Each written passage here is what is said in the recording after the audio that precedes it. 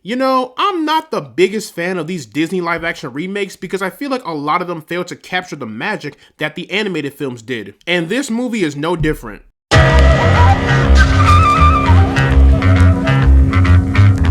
So, Lilo and Stitch is a live-action remake of the beloved 2002 animated classic film, Lilo and Stitch. The film is directed by Dean Fleischer Camp, and it stars Maya Kaloha, Sidney Agudan, and Chris Sanders reprising his role as Stitch. A lonely Hawaiian girl befriends a runaway alien, helping to mend her fragmented family. So if you've seen the animated film, this movie is quite literally no different. Well, at least plot-wise.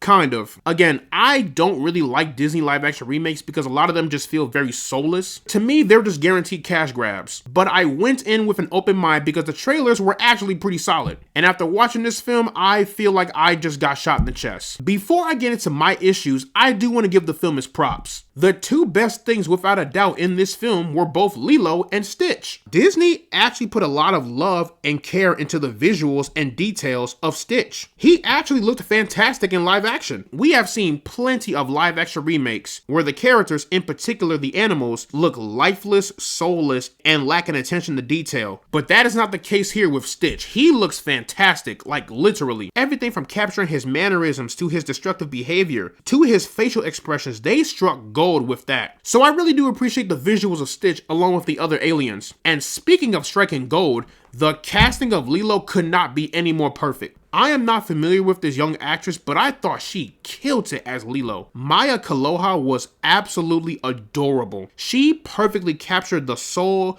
the intelligence, and the charm of Lilo. And what's even more crazier is that she's kind of a spitting image of Lilo. It's almost like they completely took the character out of the animated film and dropped her straight into the real world. This is some incredible casting. And she had amazing chemistry with both Sidney as Nani and Stitch. But regardless, Maya Kaloha was incredible, and I wish her nothing but the best in her career. I'll be honest, I was very skeptical on the casting of Nani at first, but after watching the film, I thought Sidney was great. I thought she really encaptured the embodiment of Nani and her love and care for Lilo. Also, I will say this film does one thing that the animated film doesn't, and that is implementing Stitch's water density into play. So in the animated film, we are told that Stitch has a high water density. Translation, he'll drown because the water will increase his body weight, making it hard for him to escape the water. We are told that in the animated film, but we don't really see that come into play. But in the live action remake, they really brought that into the story. It played as an actual stake in the film, so I really do appreciate that. And that is all I've got for the good, because the bad,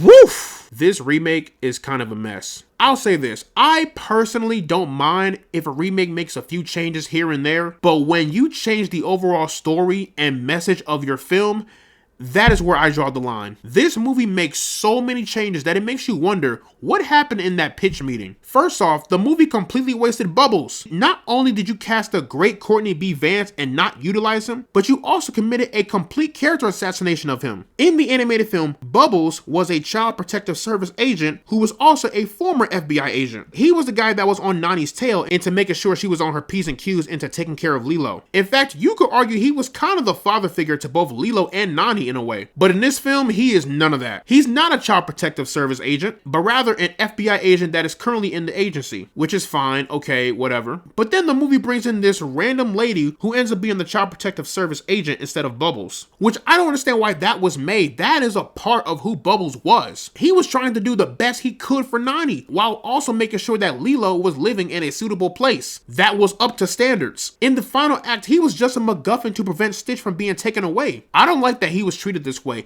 I don't like that he was just labeled to just a MacGuffin. And not only that, Jumba is the villain.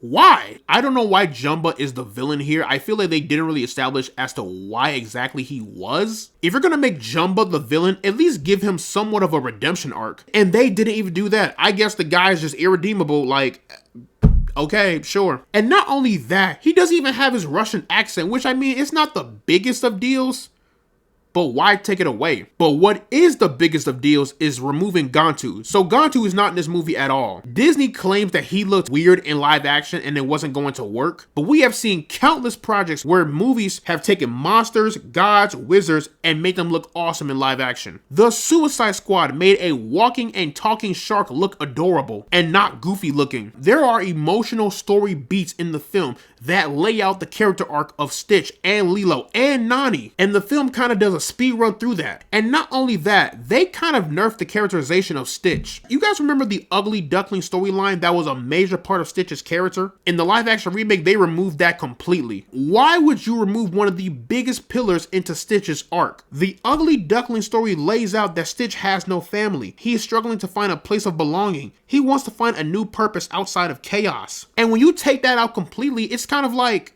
where's the character growth? Now, after everything that I just said, some of you may be thinking, well, TJ, those things are annoying, yes, but did they really ruin the overall story? I mean, surely it can't get worse than that, right? You might want to sit down for this one. Spoiler alert, by the way, I'll put a timestamp to where the spoiler ends.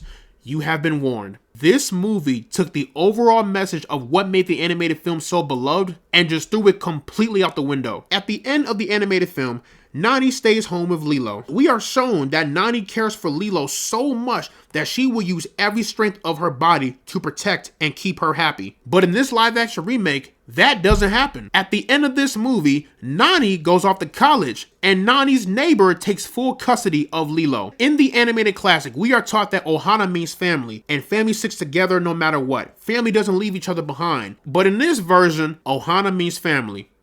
But I'm going off to college. Goodbye, Lilo. Like, what? That defeats the entire purpose of this movie. That kind of destroys the characterization of Nani. She had her sibling rivalry with Lilo, but we are shown that Nani would make great sacrifices in her own life to take care of Lilo. And Disney saw that and said, yeah, we're changing that. I still hate the fact that this random lady is the CPS agent. And matter of fact, here's a doozy for y'all. In the film, there is a scene where this lady is talking with Nani about Ohana and how Ohana means family and we don't leave family behind. But she says that as she is quite literally about to take away Lilo from Nani. I'm sorry, but that is the most tone-deaf thing I have ever seen in any kid's film ever. Hey, Nani, listen, I know that you're going through a lot right now, and rightfully so, but I want you to remember one thing. Ohana. And Ohana means family. And you never leave family behind. But I am taking Lilo away from you by tomorrow morning. Like, what? Do you see what I mean? Do you see how tone deaf that is? You cannot make this up. Like, this is nuts. But you know what's the funniest thing about all this? None of what I say matters because this movie is already doing numbers and it's probably going to crack 1 billion or at least 500 million. But I mean, hey, as long as the kids are happy, I guess that's all that matters. Even though I do believe children deserve better animated films, but that's just me. But in the end, guys, this live action remake, it's a big no for me. If you guys want to go watch Lilo and Stitch, just go watch the animated film. It is a much better time. They should do a re-release of the animated film because best believe I will be there day one. So plugging the live action Lilo and Stitch. Into the rank system, I am placing this one into the negative zone. But yeah, y'all, that is pretty much my review for the Disney live-action remake of Lilo and Stitch. Let me know down in the comments section below what you guys thought about the film. Did you love it? Did you hate it? Do you think Disney will ever stop with live-action remakes? Whatever you thought, let me know down in the comments section below.